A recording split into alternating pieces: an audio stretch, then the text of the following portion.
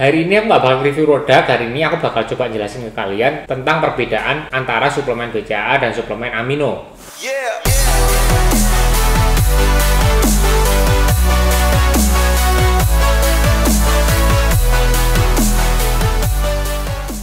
Nah, beberapa dari kalian tuh komen di tempatku, apa perbedaan antara asam amino dan BCAA. Dua ini adalah suplemen yang menurutku terkenal banget di Indonesia khususnya. Kalau untuk suplemen amino sendiri, aku lihat di luar negeri itu kurang begitu populer. Cuma untuk BCAA sendiri emang populer.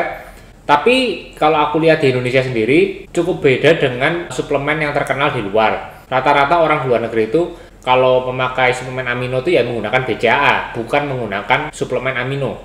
Jadi mereka cukup memenuhi kebutuhan asam aminonya dari BCAA. Nah, mungkin beberapa dari kalian nggak ngerti apa perbedaan antara suplemen amino ini dengan BCAA, karena dua-duanya toh adalah asam amino. Nah, di sini aku bakal coba jelasin ke kalian. Pertama dari formnya, kalau amino itu di Indonesia itu rata-rata bentuknya tablet. Contohnya sendiri amino 2002, amino 2222, amino 2000, itu adalah amino-amino yang cukup terkenal di kalangan fitness mania. Dan menurutku sendiri untuk suplemen amino ini agak jarang yang form powdernya. Cuma memang ada beberapa yang aku pernah lihat di Indonesia, yaitu adalah Amino X dari BSN dan Amino Energy dari On. Selain itu aku jujur belum pernah lihat suplemen amino dalam wujud powder di Indonesia. Lalu untuk BCAA sendiri, formnya itu yang beredar di Indonesia itu kebanyakan yang powder. Yaitu contohnya yang populer banget di kalangan fitness mania adalah X10 dan BPI. Dua ini adalah BCAA yang paling terkenal dan sudah BPOM dan beredar di Indonesia. Lalu untuk contoh form yang kapsul itu adalah Masalpan BCAA dan juga Mutan BCAA kapsul. Nomor 2, sekarang kita akan bahas dari komposisinya. Nah, ini yang paling penting. Kalau komposisinya amino tablet, itu biasanya kalau kalian baca selalu diawali dengan whey. Bisa terbuat dari whey protein concentrate, isolate, atau hydrolyze. Jadi untuk ngasih tahu kalian simpelnya itu adalah amino tablet itu adalah whey dalam wujud tablet. Sama aja, fungsinya sama aja. Lalu untuk powder sendiri biasanya cenderung berbeda untuk komposisinya. Biasanya yang ditulis adalah beberapa gabungan dari asam amino. Bisa dari leusin, vallein, isoleusin, glutamin, glisin, arginin. Pokoknya gabungan antara suplemen non-esensial amino acid dan esensial amino acid. Itu digabung jadinya amino. Lalu kalau BCAA-nya sendiri itu berfokus pada 3 asam amino, yaitu leusin, isoleusin, dan valin.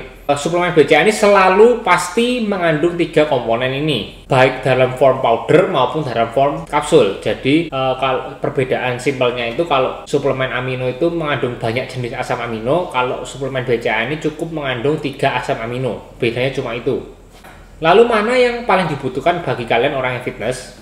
Aku bakal bahas dari suplemen amino dulu.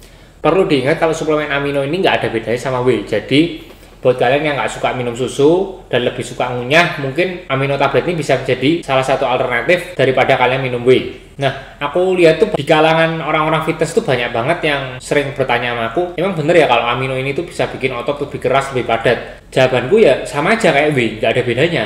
Karena basicnya suplemen amino ini ya adalah whey yang bentuknya tablet. Jadi buat kalian yang tanya, emang bener amino kayak gini bisa bener-bener bikin padat? Jawabannya ya enggak. Sama aja kayak kalian minum protein tapi dalam wujud tablet. Sedangkan BCAA sendiri, seperti yang kalian tahu, BCAA adalah salah satu esensial amino acid. Jadi dia adalah asam amino yang tidak bisa didapatkan dari tubuh kalian. Jadi kalian harus mengkonsumsinya dari luar. Dan menurutku sama kayak amino sebenarnya, BCAA sendiri itu kalian bisa temuin di dalam whey protein. Jadi menurutku sendiri, kalau kalian emang suka suplemen yang amino atau BCAA kayak gini, dan kalian harus pilih salah satu, menurutku lebih baik kalian pilih BCAA. Kenapa? Karena BCAA sendiri itu isinya adalah 3 asam amino yang benar-benar tidak bisa dihasilkan oleh tubuh kalian. Jadi kalian lebih butuhkan. Sedangkan suplemen amino sendiri banyak banget asam amino non-esensial terkandung di dalamnya. Jadi sebenarnya kalian nggak begitu butuh. Tapi again, 2 suplemen ini sifatnya opsional karena jujur menurutku kalau kalian udah minum whey ini, sebenarnya 2 suplemen di atas ini merupakan suplemen yang nggak begitu penting. Kecuali kalian punya budget berlebih, silahkan kalian beli.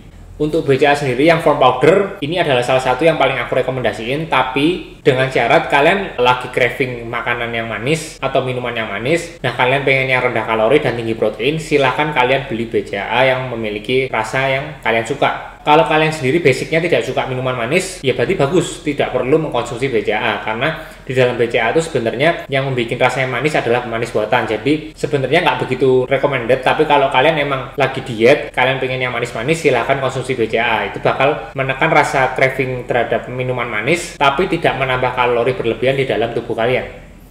Sekian info dari saya, semoga bisa membantu kalian. Dadah.